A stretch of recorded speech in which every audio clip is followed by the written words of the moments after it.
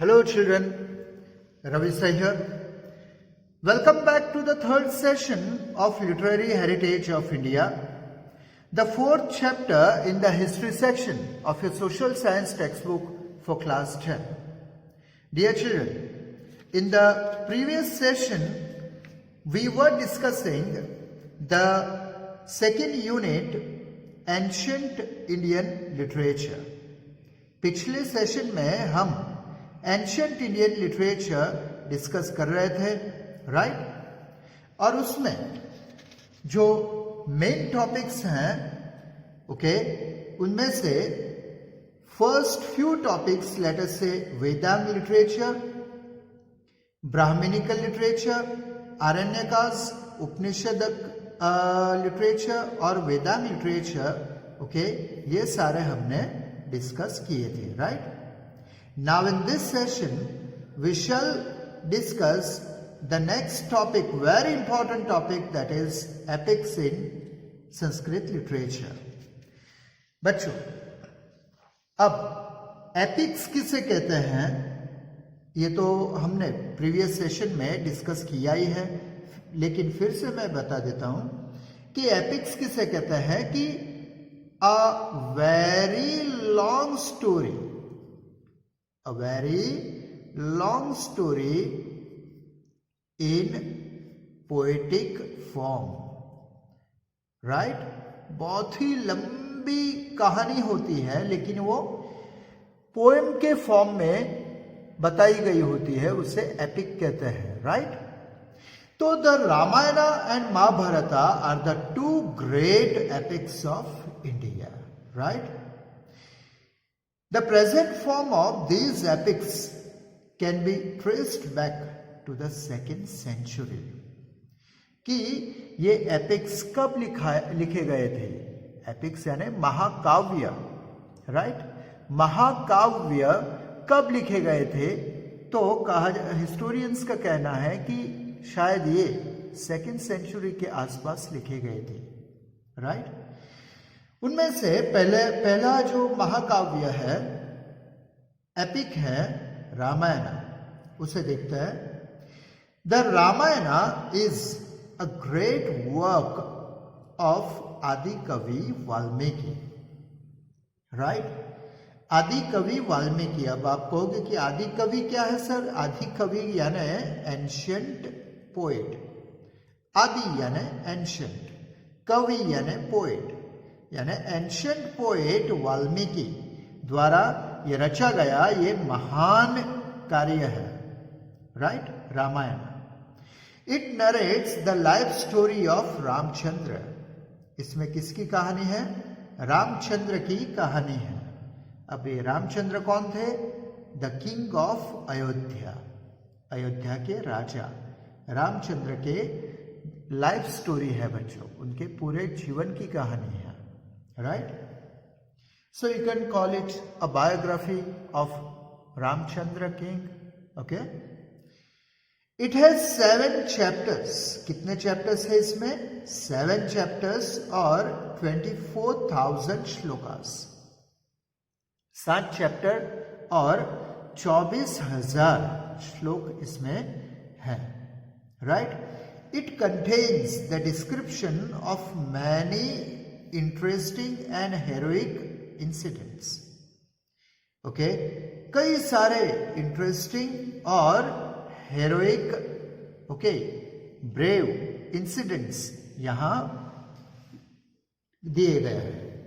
The ideal characters of Ramayan inspire us even today. जो रामायण के जो पात्र हैं, कैरेक्टर्स हैं, जो आज के समय में भी हमारे भारत के लोगों को इंस्पायर करता है कि जीवन कैसा जिया जाता है, रिलेशन कैसे निभाए जाते हैं, राइट बच्चों? For example Rama, right? कि राम का कैरेक्टर है बच्चों, ये हमें ये बताता है कि अगले ही दिन सुबह उनका राज्याभिषेक होने वाला था, कोरोनेशन होने वाला था, वो राजा बनने वाले थे, राइट? डिक्लेयर भी हो गया था कि कल उनकी ये ओके प्रोसेस कंप्लीट हो जाएगी कोरोनेशन की। और रात को ही ये डिसीजन लिया जाता है कि उन्हें ये राजपाट छोड़कर ओके राज मुकुट भूलकर उन्हें 14 बरस वनवास चला जाना होगा, राइट। तो बच्चों आज के अगर कोई लड़के हो तो क्या कहेंगे, वो लड़ पड़ेंगे, है ना, they will fight with their parents. नहीं, ऐसा क्यों?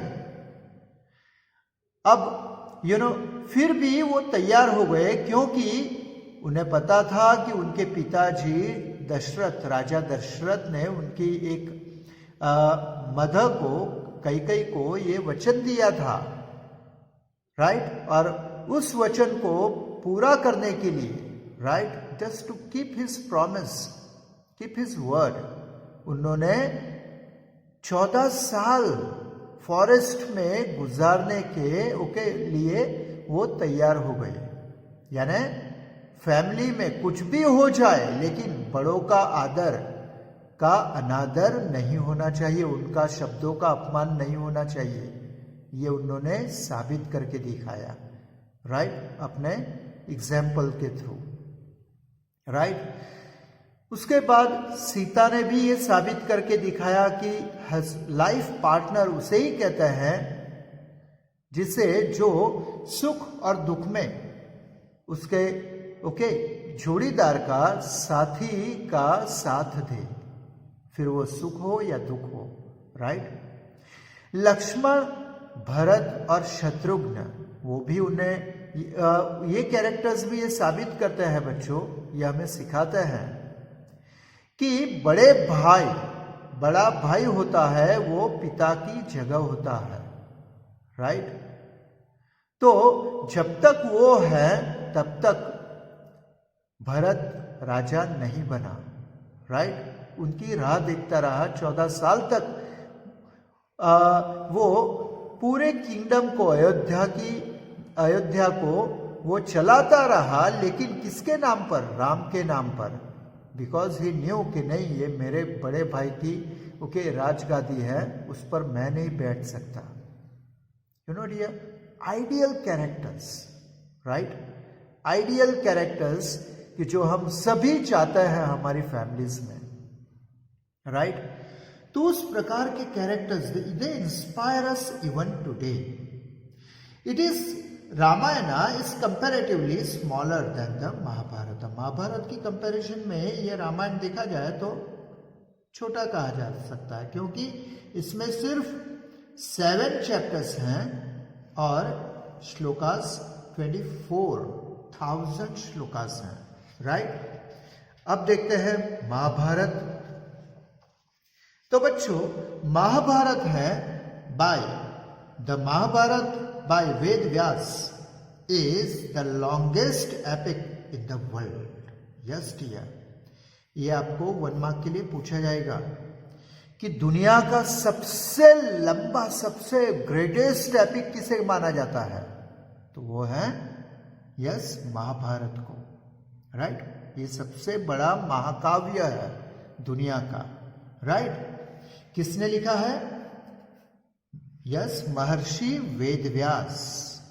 महर्षि वेदव्यास ने लिखा है। It has 18 chapters. देखो बच्चों, रामायण में कितने थे? 7। महाभारत में कितने हैं? 18, यानी 11 चैप्टर्स ज्यादा है। आगे, and 1 lakh shlokas in it. कितने श्लोक हैं? 1 लाख श्लोक है बच्चों इसमें, राइट। रामायण में कितने थे? 24,000, राइट, 24,000। यानी रामायण महाभारत का 1/4 साइज का कहा जा सकता है, 1/4, right. Okay, the main subject of Mahabharat is the war between Pandavas and Kauravas, right. कि महाभारत का मेन विषय कौन सा है बच्चों? तो इसका मुख्य विषय है the war between Pandavas and Kauravas. जो भाई थे, राइट, हस्तिनापुर के जो राजा थे, धृतराष्ट्र के बच्चे हुए कहलाए कौरवास 100 थे, और पांडु राजा के बच्चे कहलाए पांडवास, राइट। उनके बीच जो भीषण युद्ध हुआ था बच्चों, डेडली वॉर, उसके बारे में ये महाभारत है। Shrimad Bhagavad Gita is a part of Mahabharat. अब ये पूरा जो महाभारत है उसका एक हिस्सा है बच्चों, श्रीमद् भगवत गीता। ये आपने अगर भगवत गीता अगर सुनी हो या देखी हो, है ना, टेलीविजन पे, तो उसमें आपको पता लगेगा कि महाभारत का जब युद्ध होता है बच्चों, तब अर्जुन को कुछ कंफ्यूजन्स क्रिएट होते हैं उसके दिमाग में। तब वो कंफ्यूजन्स दूर करने के लिए लॉर्ड कृष्णा उन्हें प्रवचन देते हैं, लेक्चर्स देते हैं। वो लेक्चर्स भगवत गीता कहलाते हैं, right. Shrimad Bhagavad Gita is a part of Mahabharat. It contains an in depth philosophical analysis of the ज्ञान मार्ग, कर्म मार्ग, भक्ति मार्ग to achieve salvation, यानी मोक्ष। अब आप कहोगे कि सर ये क्या है, मोक्ष, साल्वेशन, ज्ञान मार्ग, कर्म मार्ग, भक्ति मार्ग। तो बच्चों इतना शॉर्ट में सिर्फ इतना समझ लो कि ऐसा माना जाता है कि हम इस दुनिया में जन्म लेते हैं, उसके बाद हमारी मृत्यु होती है, मृत्यु होने के बाद फिर से हमें इस दुनिया में जन्म लेना पड़ता है। पिछले जन्म के जो कर्म किए थे, राइट या रॉन्ग, व्हाटएवर, उसका हिसाब चुकता करने के लिए फिर से हमें जन्म लेना पड़ता है। और इस प्रकार बार बार हमें इस जन्म मरण के चक्र में हम फंसते रहते हैं, राइट। तो उससे साल्वेशन यानी मोक्ष अगर पाना हो कि फिर से हमें बस बहुत हो चुका, अब मुझे फिर से जन्म नहीं लेना, दैट्स ऑल।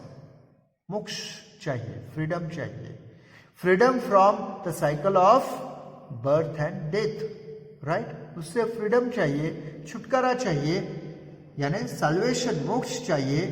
तो उसके 3 रास्ते दिए गए हैं कि कैसे कैसे मिल सकते हैं। या तो ज्ञान मार्ग से मिल सकता है, through knowledge, second through karma, through our actions, behaviour, and last one through bhakti marg, यानी ईश्वर की अगर हम भक्ति करें, मेडिटेट करें, उसको याद करते रहें, तो भी हमें इस जन्म मरण से छुटकारा मिल सकता है, साल्वेशन मिल सकता है। ये कौन समझाता है? Shrimad Bhagavad Gita, right. So dear children, both the epics Ramayan और Mahabharat are the national treasures of India. ये हमारे भारत की राष्ट्रीय धरोहर है बच्चों, ये खजाना है हमारे पास।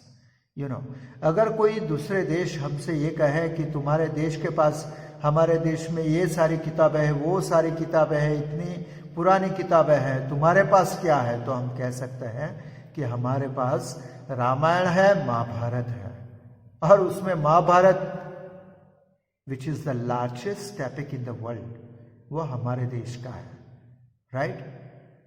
हम कह सकते हैं they are the national treasures of India. These epics have greatly influenced the cultural and social life of Indians, right?